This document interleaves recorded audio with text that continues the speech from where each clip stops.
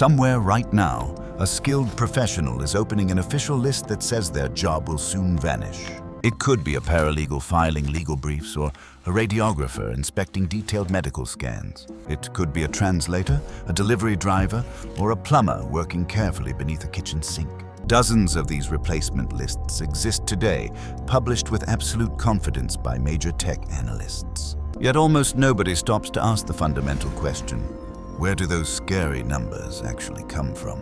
Every public ranking claiming artificial intelligence will replace human workers relies on something called an exposure index. Almost no headlines explain what those indices measure, even though the answer changes everything completely. These indices simply measure task overlap between software capabilities and everyday job responsibilities. Economic researchers break an occupation down into tiny individual tasks to evaluate artificial intelligence performance. They estimate how many of those specific tasks a software model could theoretically execute autonomously. That total calculated percentage produces the final exposure score for that whole profession. While that score provides a genuinely useful technical measurement, it is not a measurement of job loss. A job can be rated as highly exposed while remaining completely secure inside an actual business. That happens whenever the tasks a model automates are not the core values an employer pays for.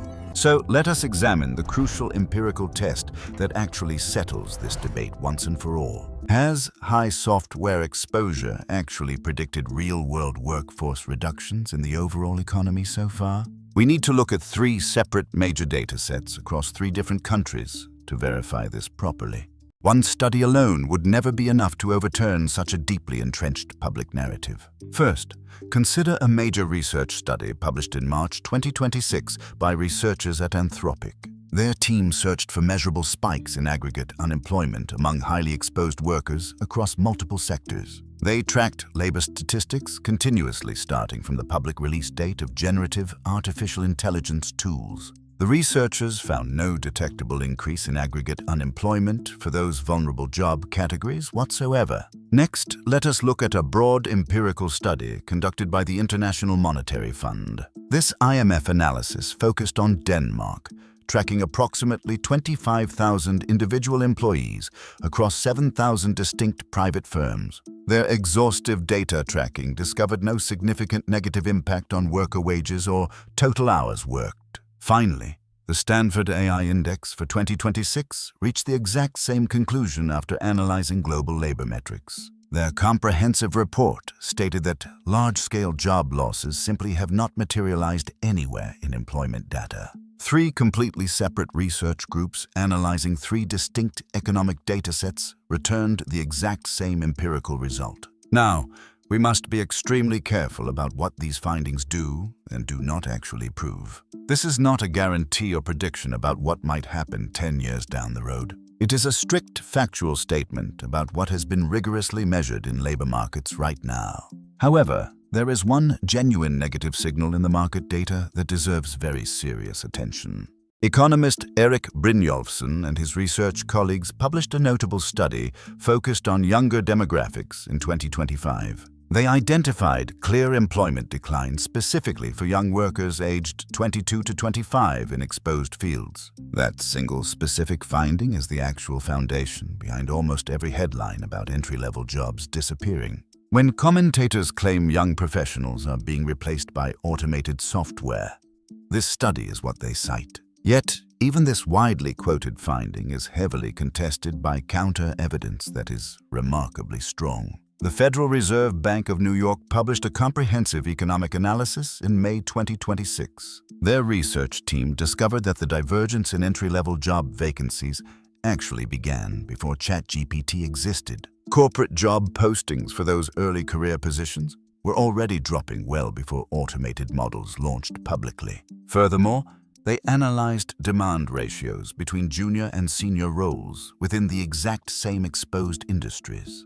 If artificial intelligence was directly replacing entry-level workers, junior hiring demand should drop relative to senior roles. Yet the New York Fed found no systematic internal divergence between junior and senior hiring within those fields. That critical finding is extremely difficult to reconcile with the popular theory of targeted entry-level automation. The New York Fed concluded explicitly that artificial intelligence is not the primary driver of current hiring slowdowns. So, what is actually driving the visible cooling in job markets if software is not to blame? The real underlying answer is far less apocalyptic, but infinitely more useful for understanding economy-wide trends. Overall, hiring across the United States economy has been steadily cooling since early 2022 due to macro forces. Macroeconomic factors like elevated interest rates and corporate margin pressures started slowing expansion years ago. Younger workers always bear the brunt of any general hiring freeze because they are actively seeking entry points. When companies slow overall talent acquisition, those trying to open the front door get impacted first.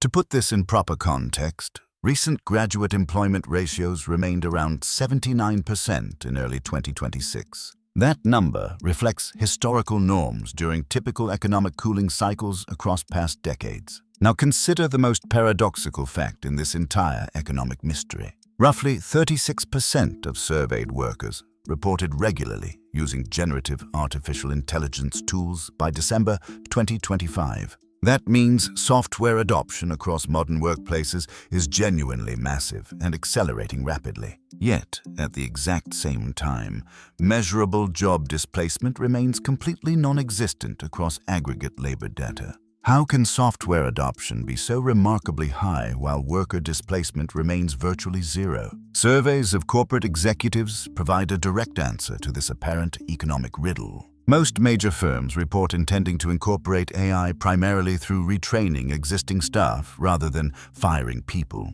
Companies are utilizing automation to boost output per worker rather than replacing headcount outright. The honest summary of current data is uncomfortable for sensationalists because it is not a simple viral forecast. What is actually measured is that economic hiring cooled long before generative models hit the public. Younger job seekers are getting squeezed by traditional economic headwinds rather than autonomous software algorithms. And software exposure scores have not so far predicted who actually loses employment in the real world. Anybody telling you with total certainty which specific career is safe is simply ignoring empirical economic data. The real underlying data simply does not support those confident, sweeping predictions right now. What the metrics actually prove is that the big question everyone is asking has not been answered yet. Most pundits offering bold, confident answers are actually answering a completely different question. They are telling you how many tasks a machine could theoretically handle, rather than whether anyone will stop paying you. Understanding that critical distinction is the first step toward making rational career decisions in this new economic landscape. So, looking at your own daily job tasks, do you think software will augment your role or eliminate it? Tell me your thoughts in the comments below, like this video, and subscribe for more deep data breakdowns.